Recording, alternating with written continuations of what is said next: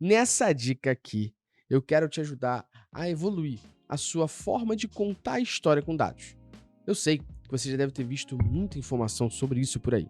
A primeira questão aqui que eu gostaria de fazer é uma crítica a toda vez que a gente fala sobre storytelling com dados. Porque muitas vezes, quando a gente vê no mercado pessoas falando de storytelling com dados, livros que falam de storytelling com dados, entre outras coisas, na realidade, não está falando de storytelling com dados, está falando sobre visualização de dados. Nada contra sobre isso e é muito importante para o storytelling como um todo. Mas um bom storytelling não se faz apenas com visualização. Se faz também com técnicas de apresentação sobre aquilo que você está dizendo. Não adianta de nada seus gráficos serem muito fáceis de serem perceptíveis pelos outros e de fácil interpretação se você não está preparado para contar a história por trás desses dados. Então eu acredito que aqui, nessa dica, eu posso te ajudar um pouquinho sobre como você pode se preparar para contar a história com dados. Se você já deve ter visto algum filme da Pixar, eu, por exemplo, adoro a Pixar e amo o filme Up, aquele Up Altas Aventuras, do seu Frederiksen e do gordinho carteiro Tampinha, você deve ter visto que várias vezes a Pixar ela tem uma história muito parecida para contar os seus filmes. Seja um Toy Story, seja um Up, como eu mencionei aqui, ou outros filmes. Quase sempre a história é muito parecida. Ela começa com a primeira parte, que é a apresentação. Aqui a gente apresenta, normalmente a Pixar, né? Ela apresenta os personagens, ela mostra pra você como o personagem funciona e o que acontece com o personagem, até que ela mostra um acontecimento, algum fenômeno que gerou aquilo que você está apresentando. Então vamos, por exemplo, pensar no filme Up. Ele mostra a Ellie e o seu Frederiksen, e mostra que existiu um fenômeno que o seu Frederiksen, quando era pequenininho, conheceu a Ellie, eles se casaram, se apaixonaram até que, infelizmente, a Ellie veio a óbito. E esse foi um acontecimento no início do filme. Se você não viu, desculpa o spoiler, mas o filme é bem antigo, vai. Inclusive, se você não viu, diga pro final de semana. Vamos pensar agora como é que a gente usaria essa apresentação para nossa forma de contar a história com dados. Aqui, você poderia dizer os seus personagens, poderiam ser suas métricas. Vamos dar um exemplo? A sua taxa de conversão. Vamos supor que a sua taxa de conversão é 5%. Até que houve um fenômeno que fez ela cair para 3,85%. Então aqui você já poderia dizer que a sua taxa de conversão era 5% e que aconteceu isso, aquilo outro para ela ir para 3,85%. Então, nessa primeira etapa, você já estaria contando um pouco mais a apresentação do personagem e do fenômeno. O segundo passo é a gente explicar a jornada. Normalmente a Pixar conta aqui os acontecimentos de forma bem detalhada que fizeram aquilo mudar. Então, se você voltar ao filme Up aqui, você vai pegar que o seu Frederiksen, então, ele resolve, depois da Ellie não estar mais entre nós, ele resolve, por conta de uma obra em volta dele, por conta de pessoas querendo comprar a casa dele, papapá, ele resolve botar um monte de balão dentro da casa e fazer, então, uma aventura, participar de uma jornada, que é levar a casa para o Paraíso das Cachoeiras, que era o sonho da Ellie viajar para lá. Ele resolve fazer isso, então. E essa jornada é muito bem detalhada, porque o Carteiro Tampinha, ele precisa ganhar a insígnia da bravura para poder ajudar, talvez, um velhinho em alguma condição.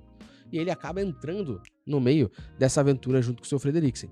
E a jornada acontece deles chegarem no Paraíso das Cachoeiras, eles encontrarem a Ave, a Kevin. É toda uma jornada muito bem detalhada.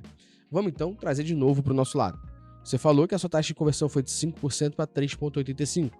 Nesse momento, você explicou isso daqui, você apresentou os personagens, que são suas métricas, você disse o acontecimento. Agora é importante você detalhar a jornada. Quais foram os fenômenos que fizeram a taxa de conversão cair para 3,85?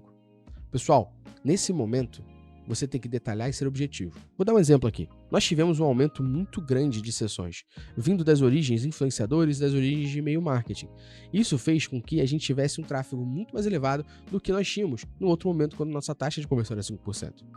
Ao analisar esse tráfego e métricas qualitativas que ajudam a gente a entender se o tráfego de fato é um tráfego que faz sentido com o nosso negócio, a gente consegue perceber que as métricas, por exemplo, de sessão engajada e outras métricas como tempo de engajamento dessas sessões, especificamente de e-mail influenciadores, são muito menores em X% do que quando a gente tinha, em outro momento, menos tráfego.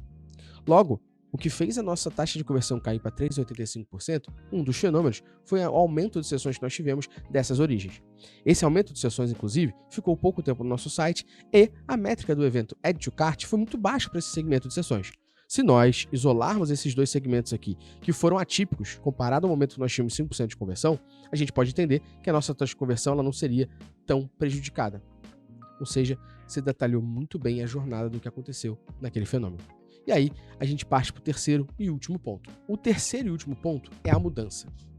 Aqui, normalmente a Pixar ela detalha muito bem o que você está sugerindo ou o que ela sugere para que aconteça e para que os resultados ali do final do filme aconteçam. Se você voltar a lembrar, eles chegam no Paraíso das Cachoeiras, mas eles querem ir embora. Por quê? Porque eles encontram um vilão lá, que é o vilão do Zeppelin lá e tal. E esse vilão tem os cachorros, eles querem capturar a Kevin, papapá. E eles resolvem deixar a Kevin lá com os filhotinhos dela e ir embora. O Sr. Frederiksen, o Carteiro Tampinha e o Doug, o cachorrinho, resolvem voltar para o mundo normal ali nos Estados Unidos para sair dali. Ou seja, a mudança que eles resolveram sugerir foi: esquece Paraíso das Cachoeiras, deixa a Kevin bem, vamos deixar esses cachorros aqui junto com esse vilão em outro lugar, voando fora do Paraíso das Cachoeiras, e a gente volta para nossa vida. Porque a gente já vivenciou o Paraíso das Cachoeiras, conheceu a Kevin, ainda vai embora. Seu Frederiksen com o Carteiro Tampinha e um cachorro muito fofo que é o Doug. Boa? É a mudança que eles sugerem. No nosso caso, de novo aqui, a mudança que você vai sugerir, já uma vez que a gente criou aqui, basicamente, essa partezinha de, né, a gente tá supondo, inventando aqui só para te explicar melhor, que foi o influenciador e o e-mail marketing que tiveram esse problema, a mudança que você pode sugerir é, ao invés de nós fazermos uma segunda ação de e-mail dessa forma e influenciadores dessa forma, vamos reavaliar que influenciador a gente usou e que tipo de ação a gente usou, porque trouxe muito tráfego, mas o tráfego foi desqualificado, porque a gente precisava desse tráfego para isso, aquilo e aquilo outro. Então a ação que a gente está sugerindo, a mudança que nós sugerimos aqui agora, é que as próximas ações com influenciadores e os próximos e-mails de ações sejam repensados, para que a gente, no mínimo, possa entender que se o nosso objetivo com aquela ação for levar tráfego, que consequentemente a taxa de conversão pode dar uma reduzida, mas no mínimo a gente tem esse consentimento aqui. Ou seja, você está explicando muito bem a mudança, você está deixando decisão. Eu espero que essa teoria da Pixar aqui, essa forma da Pixar de contar a história com dados,